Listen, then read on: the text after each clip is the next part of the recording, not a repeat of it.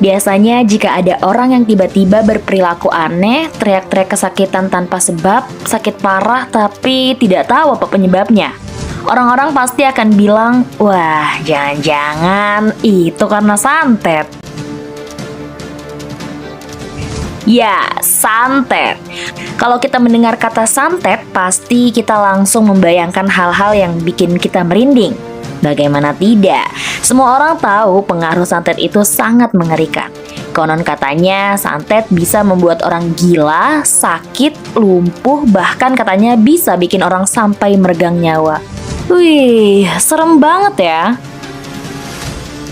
Nah, di video kali ini Mimin akan ngebahas nih tentang fenomena santet versi sisi gelap. Tapi, eits, tunggu dulu. Sebelum kita lanjut dengan pembahasannya, jangan lupa subscribe dan nyalakan loncengnya ya, biar kalian bisa terus menyimak cerita-cerita dari channel ini.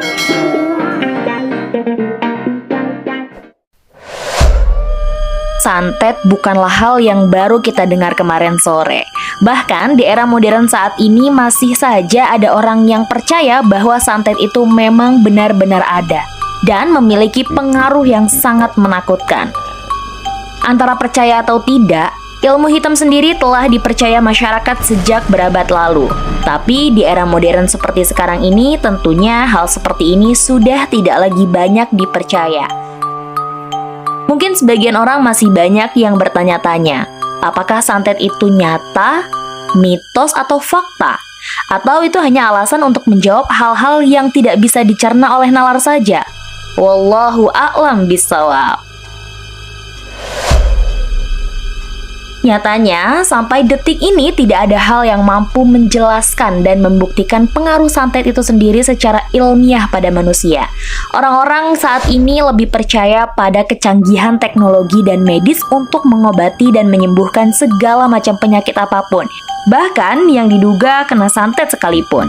Jika ada orang yang sakit, pastinya mereka akan pergi ke dokter, bukan ke dukun. Emangnya pasien gagal move on? Nung kailangan kong gawin upang... Jangan sedih ya sob, karena Mimin di sini tidak akan ninggalin kamu kok. Mimin akan selalu setia dan selalu menemanimu di masa kejombloanmu sampai Tuhan mempertemukan dengan jodoh yang terbaik. Amin. Nah, sobat semuanya, ilmu hitam itu ada banyak macam dan jenisnya. Bisa berupa santet, sihir, teluh, dan masih banyak nama lain yang populer di masyarakat kita. Santet itu sendiri menjadi salah satu cabang ilmu hitam yang biasanya digunakan untuk mencelakai orang lain. Jenis ilmu hitam ini akan menyerang korbannya dari jauh melalui gangguan-gangguan makhluk halus seperti jin dan makhluk astral lainnya. Benda yang biasa digunakan sebagai perantara antara lain adalah boneka, paku, pisau, kawat, beling, silet, dan benda sejenisnya. Biasanya target yang akan disakiti adalah bagian tubuh atau bisa juga nih di seluruh tubuh. Nah, kalau tubuh kena pengaruh santet dalam jangka waktu tertentu bisa sampai membuat seseorang lumpuh. Gila, bahkan ada juga nih yang sampai meninggal dunia. Serem juga ya. Anyway, santet juga ada loh yang tujuannya bukan untuk mencelakai orang, tapi tujuannya untuk memperdaya orang yang dia suka. Jenis santet ini lebih dikenal dengan sebutan pelet. Hayo ngaku ada yang pernah nyoba nggak? Kasih tahu Mimin ya di kolom komentar, kira-kira berhasil nggak tuh? Atau berhasil dikibulin dukun aja? Nah, untuk mengetahui apakah kita itu terkena santet atau tidak, berikut Mimin jelaskan ciri-ciri orang yang terkena santet. Tiba-tiba merasa gelisah dan takut. Ciri-ciri orang yang terkena santet biasanya mereka akan merasa gelisah dan takut hidupnya. Adalah hal yang wajar jika orang merasa takut dan gelisah jika ada penyebabnya. Namun, seseorang yang terkena santet biasanya merasakan gelisah dan takut tanpa sebab apapun. Mereka merasa seolah-olah gerak-geriknya ada yang mengawasi dan melihat. Kadang-kadang ada juga yang melihat penampakan makhluk seram yang hanya dia sendiri yang bisa melihat. Setiap malam sulit tidur. Orang yang terkena santet juga hatinya selalu merasa gelisah, tidak tenang, dan biasanya perasaan gelisah tersebut berlanjut sampai malam hari. Dan tentu saja hal itu akan membuatnya sulit untuk tidur nyenyak. Gejalanya seperti insomnia. Namun tidak bisa diobati atau diatasi dengan berbagai cara atau pengobatan medis. Mimpi buruk secara terus-terusan. Pada saat tidur, biasanya orang yang terkena santet akan mengalami mimpi buruk dan itu terjadi secara berulang dengan mimpi yang sama. Entah mimpi dikejar hewan buas atau dikejar-kejar makhluk yang menyeramkan. Waduh, kebayang ya, pasti tidurnya nggak bisa nyenyak tuh. Tubuh terasa berat.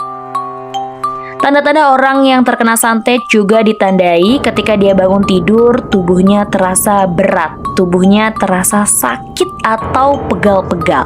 Dan dia juga akan merasa malas dan cepat lelah. Entah mengapa mereka merasa tubuhnya terasa berat dan kelelahan seperti orang sudah bekerja sangat keras meskipun tidak melakukan kegiatan apapun. Sakit di bagian tubuh tertentu. Posisi yang terkena santet biasanya terletak di bagian dada, tangan, kaki, atau bagian tubuh lainnya. Mereka akan merasakan sakit dan sulit untuk sembuh, sekalipun sudah diobati dengan pengobatan apapun. Bahkan ketika diperiksakan ke dokter, tidak ada satupun gejala penyakit apapun yang muncul. Padahal apa yang dia rasakan sangatlah menyakitkan. Wah, nggak kebayang ya.